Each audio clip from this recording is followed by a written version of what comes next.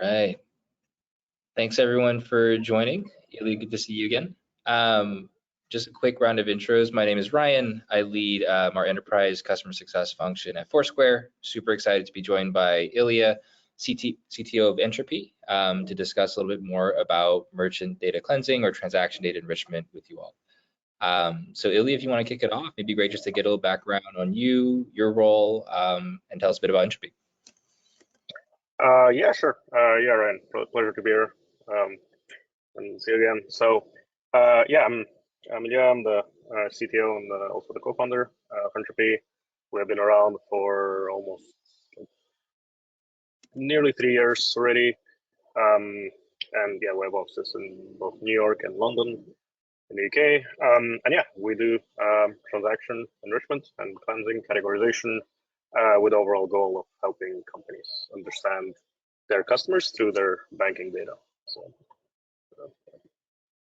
Awesome. I think as a consumer, I've always underappreciated the benefits that I get because of this underlying technology. So I think for the folks on the call, if you wouldn't mind just giving a little bit of what is transaction cleansing, merchant identification, and how do we kind of interact with it or see it as users? yeah, I guess quite a wide question. Many ways to start, right? But ultimately, it's kind of this intelligence layer which sits above raw banking data, which enables computers to understand this data ultimately, right? It's like if you print out your bank statement and read through it, well, especially given that it's your own bank statement, I guess you can understand and kind of decipher what it says there, all these descriptions and amounts. You can remember what you spent the money on, and maybe some of these are not even your transactions, and somebody, stole your card somewhere, right? Or, but as a human, I guess there's kind of several steps you need to take, right? You need to know, what is a Walmart or what's on Amazon, and you need to remember that you did a certain transfer. But if you can imagine a computer or an algorithm understanding all this data, that's quite a complex task, right? Because you need to, have some idea about the real world and companies and merchants and their locations and everything. You need to be able to read natural language effectively, right? Because these transactions are kind of written in this semi-compressed financial English, right? So you need to have a lot of context. So it's a very hard problem which people have been trying to solve. The question is why, right? Like, why would you want a computer to understand banking data, right? And the whole idea is that if you can do that, it kind of unlocks all this kind of new, different kinds of ways to think about new products and services and different business models, right? So one example is like a credit score, right? Like, it's obviously something which has existed for decades and only really been attached to loans or some mortgages, right? Some form of credit that you take. But you can imagine that if you, and it's obviously some formula somewhere, right? Like which TransUnion and Equifax and credit agencies which apply this formula automatically, assign your credit score, and you can when you apply for a loan, the formula is run, and then you're issued a credit or not. But if you think about it, like, your banking data has much more information than just the loans you have taken, and a lot of people haven't taken any loans at all, and that doesn't mean their credit score should be zero, right? So, yeah. So that's the kind of stuff you can unlock if you can efficiently build risk models and fraud detection models and different kinds of underwriting models, personalization models on top of this banking data, right? And that's what we help companies to do, or our API effectively. That makes sense. So anything from, I know in the past, having just really messy bank statement data where you're not quite sure what you spent on, to that getting really cleaned up, to now, being able to see month over month, am I spending more on groceries or shopping or dining, all the way to your point about helping with, loan origination and credit scores. It seems like there's a lot of technology within fintech being built on this underlying capability. Is that correct? Yeah, awesome. Yeah, exactly. Right. Like there's a lot of different directions, and you can even think of like kind of product management directions where you can look at like similarities between your users based on their transaction histories and look at the cold start problem, right? Like somebody logs in with their banking data, and immediately your app should personalize something towards them, and their banking data is a good starting point for that. Gotcha. Um, and I think the word's getting out because 68% of data strategy leaders say that location intelligence is critical when it comes to achieving better business outcomes, especially as relates to merchant record cleansing. And 73% of them, continue to say that location intelligence will be just as or more important to this use case in the next 2 to 5 years. Obviously, being at Foursquare, we care a lot about places and POI. Can you walk us through why POI is such an important component to this process? Yeah, sure. So, of course, some of the transactions that you make, like maybe an ATM withdrawal or something like this, like don't have necessarily any merchants at all, right? You went to an ATM, you took out some cash, right? Or maybe like a P2P transfer, right? But other types of transactions, right? Like if you bought a car or you bought a coffee at the coffee shop, usually would have a merchant or a POI like a point of interest, right? Where if your algorithm or model doesn't know anything about this merchant, it will hence not know anything about this transaction, right?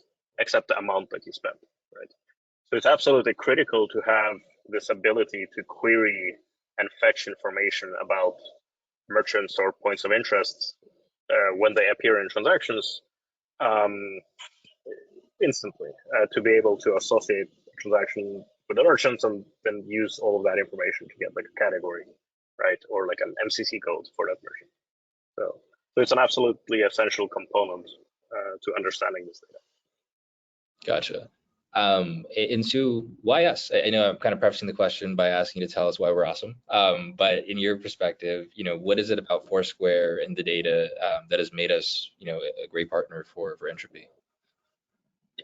Yeah, I mean, there's a bunch of things. Obviously, there's there's many different ways to obtain point of interest data, right? Like, and actually, I mean, we also use a wide range of tooling for that, right? Whatever we can get our hands on, search engines, multiple kinds of search engines, actually, some transaction caches, and also merchant databases, right? And Foursquare is one of the largest, most accurate merchant database out there. Also has been around for a long time. It's very stable. It has a lot of very kind of fine-grained fields and information. And maybe even more importantly, this information is constantly updated, right? Like every month, right? You guys add much more stuff, new features, and new points of interest, but also new fields about them, right? So that's absolutely critical. And yeah, find you guys great at doing that. Just fundamentals, right? Like accuracy, coverage, precision, all of that. So plus, of course, the customer service. Awesome. Yeah, it's a tough problem. Right? I think we talked about this before, but you can be 100% right today, and the world is dynamic. You could be 95% correct in a week, and then a little bit more off in 2 weeks. So there is a ton of effort going in to make sure that we keep it as up to date as possible for you and other customers as well. So that's great to hear. Shifting a little bit back to how can the users or consumers benefit from all the work that's being done on transaction enrichment and cleansing? Can you talk a little bit about what market insights you think can be unlocked by these capabilities? Sure. I mean, right. I mean, there's one thing is transaction histories of people, and another thing is location histories, right? Like you can get some idea of our location history from transactions, especially in brick and mortar places, right, and vice versa, right? So these kind of histories, you can build a graph of what's going on between entities or merchants and their customers, which are in many cases consumers, but sometimes even businesses, right? And through this graph, which is kind of, as you mentioned, constantly evolving, day by day, even hour by hour, you can, use it to predict various sort of trends, right? Like what's popular, what kind of category is kind of taking off in consumer and business spending. You can look at what geography and location is becoming more or less popular for certain kinds of entities. You can look at, right, and that information can be useful for for both the merchants, which are which have these customers, but also other entities which want to use this to um, construction companies and hedge funds and other things to get more information and predict the market. That's super interesting. So I think one thing you touched on is, knowing if a category is growing or shrinking, knowing if a brand is doing better or worse. I think till now there's a lot of lagging indicators of those, but what you're saying is this can help you essentially get in real time access to these things and trends as they're changing, right? Exactly. Yeah, and yeah, both transactions and kind of people's movement locations is in some sense, this kind of let's say maybe like the next generation of histories after the whole browsing history craze 20 years ago, right, with ads and stuff. Yeah. And I know the process itself is, although you make it sound very simple, it's very complex, right? I think even using the eye test, if I look at what a transaction statement used to be, I don't even know if I could, physically match it myself, knowing what the potential places could be as well. So can you walk through maybe what are some of the biggest challenges in this space and how do you tackle them? Yeah, I mean, it is indeed complex. There is no, it's it's not like we're building a lookup table which is 100% accurate, right? And anything which we return is always guaranteed to be true for now and forever, right? It, as you mentioned, right, evolves over time, but also sometimes there's mistakes, there's errors, both in databases and in search engines and everywhere. And so this, it requires a constant kind of updates and improvements to models.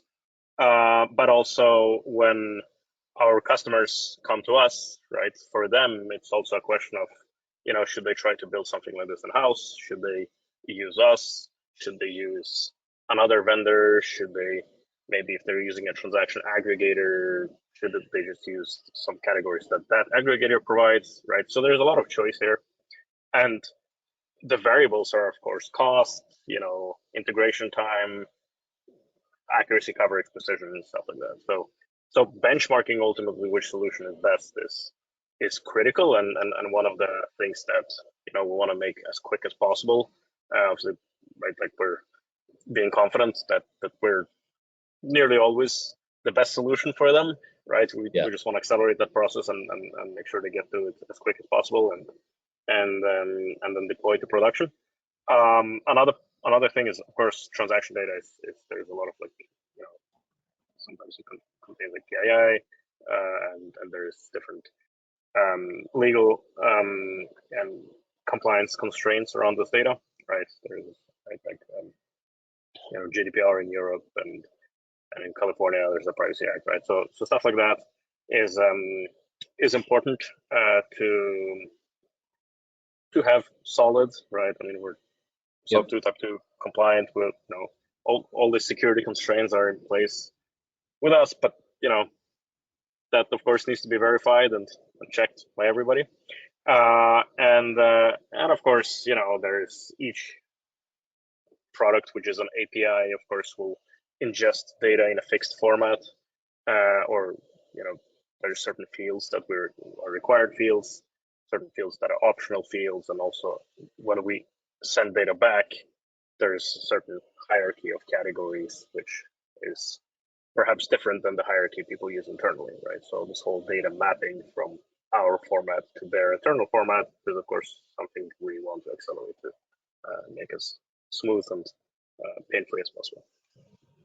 Makes sense. So we talked a little bit about, what the challenges used to be. I think we talked about, what's possible today when it comes to what transaction cleansing enables. In your view, what does the future hold? What are you excited about when you think of this space over the next 3 to 5 years? Yeah. So I think kind of maybe 5 years ago, it was with the state in which natural language processing and machine learning was at that time, it was nearly impossible to reach the levels of accuracy that are even close to what a human can do, right, on this data. But now it is possible. I think nobody's there yet, but we're close, right, to kind of human parity, where results that we return in our API are in this, at least as accurate or more accurate than what a human would do, reasonable human trying to categorize all these transactions, right? So we're very close to that, and once kind of that limit is reached, which I think is maybe doable within this year, something like this, then you can do, as I mentioned in the beginning of the conversation, right? You can build like a payments graph of what's going on between entities, right, and try to embed certain consumers or businesses relative to everybody else in the market, right? You can do similarities between and differences, right, between different consumers and businesses, and then use that information to personalize products better and do attribution and targeting. And you can build novel financial services on top of that, right? So this is what we're really excited about, right? Is to kind of maximize the volume of transactions that goes through our platform, to build out this kind of embedding layer, this payments graph, and then allow this product to be easily built on top of it.